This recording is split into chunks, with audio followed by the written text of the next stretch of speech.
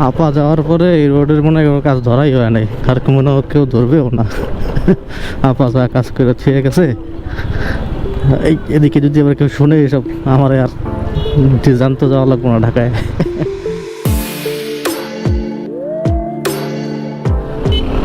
Good morning internet from Dhaka Shyamoli. আর আজকে হচ্ছে 1 এপ্রিল, ঈদের দ্বিতীয় দিন, মানে ঈদ উল ফিতরের দ্বিতীয় দিন। আর এত এখন বাজতেছে কয়টা, 7:30, 7:28 বাজে। আর এই 7 সকালে রওনা হয়েছি হচ্ছে বাগেরহাটের উদ্দেশ্যে। ইয়াস, বাগেরহাট তিতুলমারি ইনশাআল্লাহ। তিতুলমারি তো অনেকবারই যাওয়া হয়েছে বাইক নিয়ে, এবারও যাওয়া হচ্ছে আলহামদুলিল্লাহ। আর প্রত্যেকবারই হচ্ছে বাইকে পিলিয়ন ছিল ভাই অথবা আমার father, but for the first time আমি আমার ওয়াইফকে নিয়ে যাচ্ছি হচ্ছে বাগেরহাটে, আই মিন আমার নানা বাড়িতে। তো এক্সপিরিয়েন্সটা একটু অন্যরকম হবে আশা করি। তো আমরা এখান থেকে মোহাম্মদপুর হয়ে চলে যাব রোহিতপুর থেকে ইনসার ওই বাইপাস ধরে উঠবো হচ্ছে এক্সপ্রেস হয়েছে।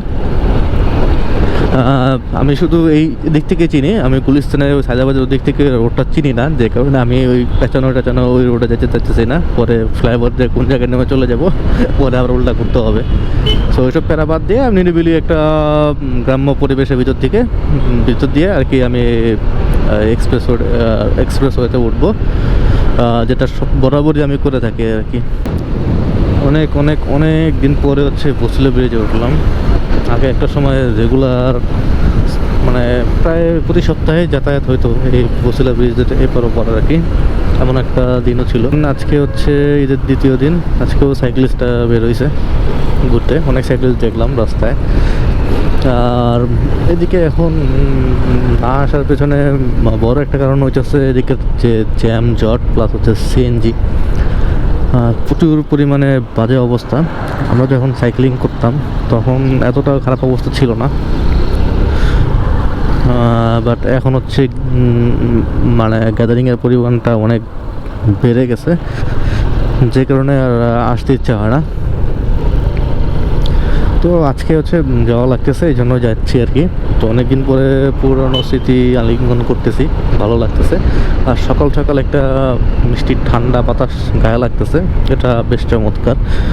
আর কয়েকদিন ধরে বেশ গরম পড়ছে, যে কারণে সকাল সকাল বের হওয়াটাই বুদ্ধিমানের এক কাজ এখন। আরও ভোরবেলায় বের হওয়া উচিত ছিল, যাতে করে ঠান্ডা থাকতে থাকতে বেশ অনেক দূর চলে যাওয়া যায়। হয়তো বা কিছু দূর, মানে পদ্মা সেতু যাওয়ার আগেই হয়তো বা রোদ উঠে যাবে, তখন হয়তো গরমের পরিমাণটা আবার বেড়ে যাবে। এনিওয়ে যাই, আগাতে থাকি, দেন আবার আসতেছি। সম্মানিত জনগণ, যখন বাজতেছে 8:05, তখন আমরা উঠলাম হচ্ছে মাওয়া রোডে। বেশিক্ষণ লাগা নাই, মাত্র 30 মিনিট লাগছে মাওয়া রোডে উঠতে ভিতর দিয়ে। যদি এটা মানে ঈদের আগে হইতো তাহলে হয়তো পারা যেত না, একটু হিমশিম খাওয়া লাগতো। ঈদের পরে যে কারণে আর কি সবাই এখন ছুটিতে, আর এই ফাঁকে আমরা আর কি এখান থেকে পাস হয়ে গেলাম। তো সামনে থেকে হচ্ছে ইউটার্ন নিতে হবে, ইউটার্ন নিয়ে আবার হচ্ছে ওইদিকে যেতে হবে, মানে পদ্মা সেতু হচ্ছে পিছনের দিকে, আমাদেরকে ইউটার্ন নিয়ে পিছনে যেতে হবে। মামাতে ভালো লেভেলের চাপ আছে, আমার সামনে একদল সৈন্যবাহিনী, আমার পিছনে আরেক দল সৈন্যবাহিনী, মাঝখানে হচ্ছে আমি। মানে একটু ভেবি মনে হইতেছে দেখে। তো ঈদের পরের দিন অনেকেই যাচ্ছে বাড়ির দিকে, দেখলাম অনেক বাইকারও যাচ্ছে। এই যে পাশে দেখতে বেরোয় যাচ্ছে, এরাও বাড়ি যাচ্ছে। একটা কাপড় দেখলাম, ওরাও বাড়ি যাচ্ছে। অবস্থা দেখছে সব ফ্রি।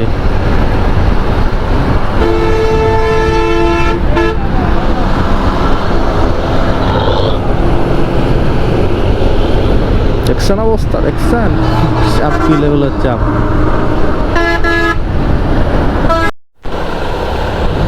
সো আমরা পদ্মা সেতুতে উঠতেছি।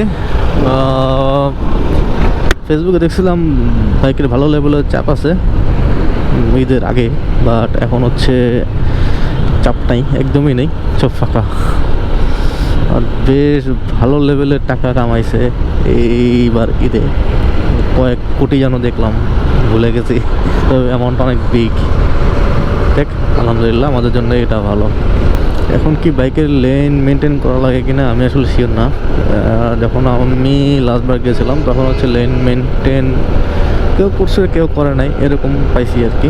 বাট সবাই যে লেন মেনটেন করে চলছে এমনটা না। এখন দেখি কি হয়, সবাই যেভাবে যাবে আমিও সেভাবে যাবো। অবশ্যই হচ্ছে লিমিট ক্রস না করে।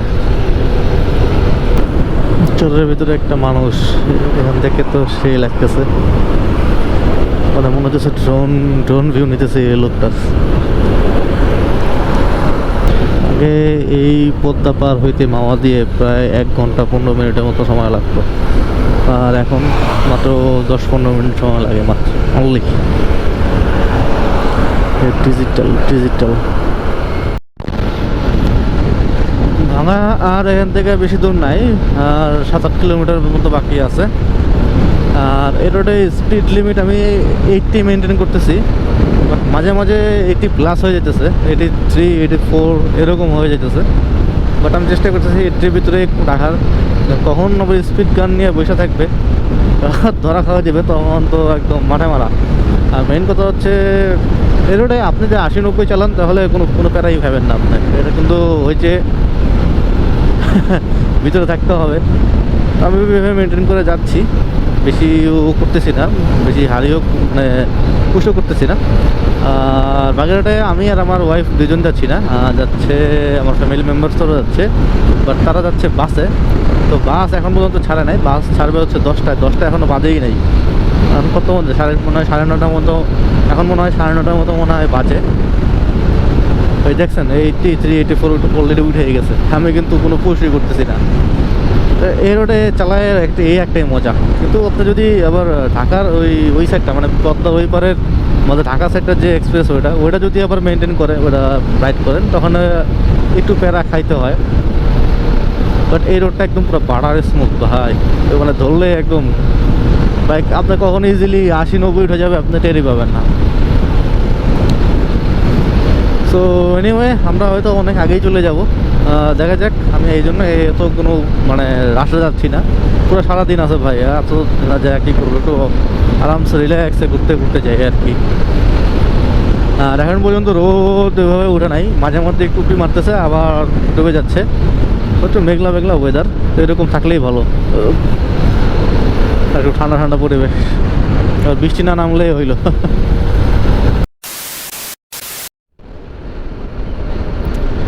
তো জনগণ বাঁচতেছে 10:32, আর আমরা এখন আছি ঢাকা খুলনা হাইওয়েতে। ভাঙা পার করছি, বেশি দূর হয় নাই, 10-15 কিলোমিটার হবে হয়তো। মকসুদপুর এখান থেকে বেশি দূরও না, হয়তো 18-20 কিলোমিটার হবে।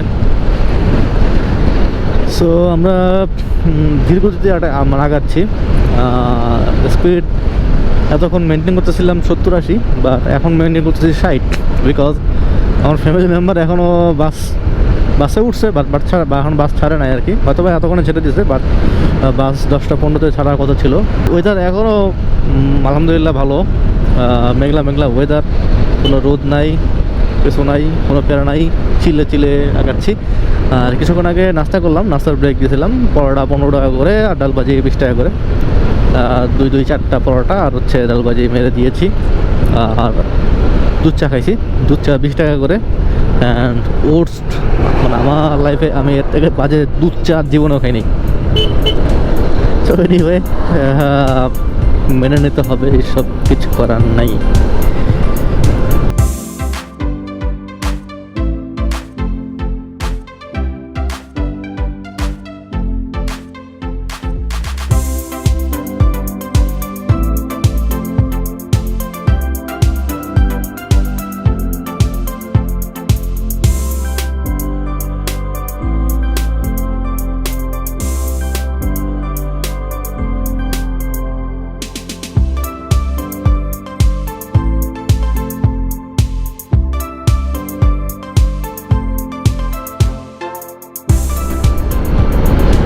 তো জনগণ বাঁচতেছে 12:27, আর আমরা হচ্ছে কিছুক্ষণ আগে ঘোনাপাড়া দিয়ে বামে ঢুকলাম। ঘোনাপাড়া দিয়ে সোজা চলে গেলে খুলনা বাগেরহাট, প্লাস হচ্ছে মোল্লারহাট।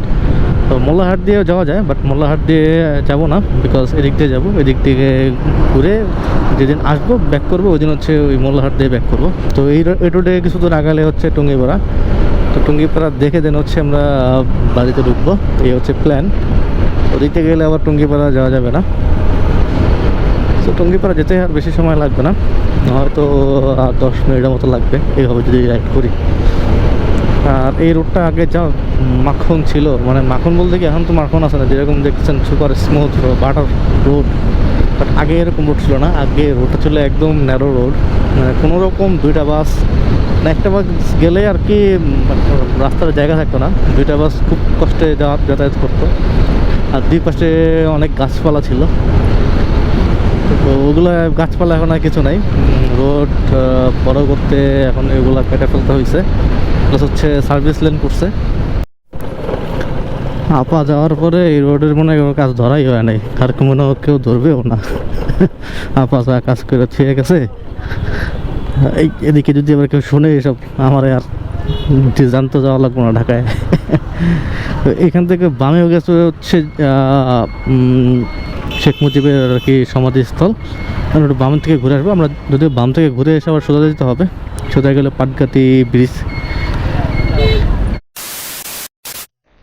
তো আমরা হচ্ছে বঙ্গবন্ধু সমাধিতে ঢুকে ছিলাম, বাট আনফর্চুনেটলি ভুলে ভালে আমরা ঢুকে পড়ছি শেখ রাসেল শিশু পার্কে। যেহেতু আমরা শিশু, তো এই পার্কে আমরা এনজয় করতেছি, বাট এখানে শিশুরা তেমন একটা নাই, কিছু লোকজন আছে, সব বসে বসে আছে আর কি। তো এখানে ভাবলাম যেহেতু ঢুকছি 20 টাকা দিয়ে টিকিট দিয়ে ঢুকছি, তো এগুলো তো আর চালানো যাবো না আর কি। তো 20 টাকা দিয়ে আর কি যে একটা ছালা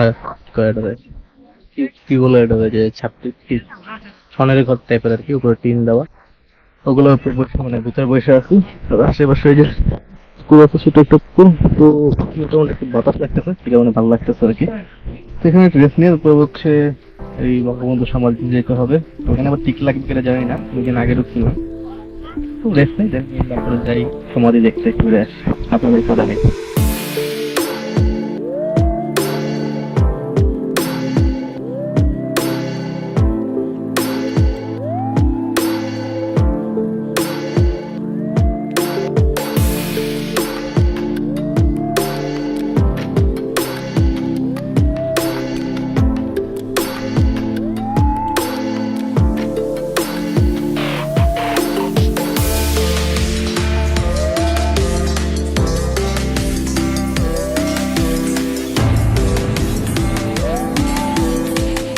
তো জনগণ বাঁচতেছে 2টা 4, আর আমরা এখন হচ্ছে বঙ্গবন্ধু সমাধি থেকে বেরোচ্ছি। কোন দিক দিয়ে আসছিলাম ভুলেই তো গেছি। সোজা চলে গেলে হচ্ছে নাজিরহাট, আর আমরা চলে যাবো এখন ডানে। গত একটা ভিডিও আমরা দিয়েছিলাম হচ্ছে দক্ষিণবঙ্গের, তখন হচ্ছে আমরা সোজা চলে গেছিলাম, ডান দিকে যেতে পারিনি, তবে আজকে হচ্ছে ডান দিকে যাবো, সোজা আজকে আর যাবো না।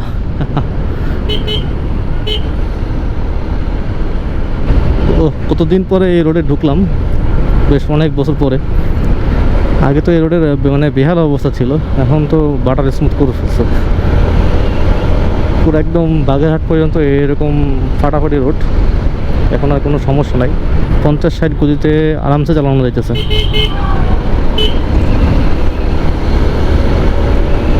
তো আর যেতে হয়তো আর হাইয়েস্ট 5 থেকে 7 মিনিট লাগবে,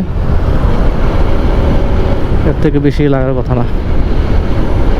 কিছুক্ষণ পরে আর কি বাড়ি পৌঁছে গেছিলাম, বাট বিদায় নেওয়া হয় নাই, বিকজ অনেকদিন পরে সবার সাথে দেখা, তো ভিডিওর কথা একদমই মাথা থেকে বের হয়ে গেছিলো। তো ভিডিওটা এখন নিচ্ছি, দেখা হবে আবার নেক্সট ভিডিওতে, মানে নেক্সট এপিসোডে ইনশাল্লাহ বাগেরহাট এক্সপ্লোর করে দেখাবো। যদিও এর আগেও কয়েকটা ভিডিওতে দেখাইছি, বাট এবার একটু অন্যরকমভাবে দেখানোর চেষ্টা করবো ইনশাল্লাহ। So that was the video. Hope you enjoyed this video. If you enjoyed this video, give me a thumbs up and comments below. And until the next video, hey.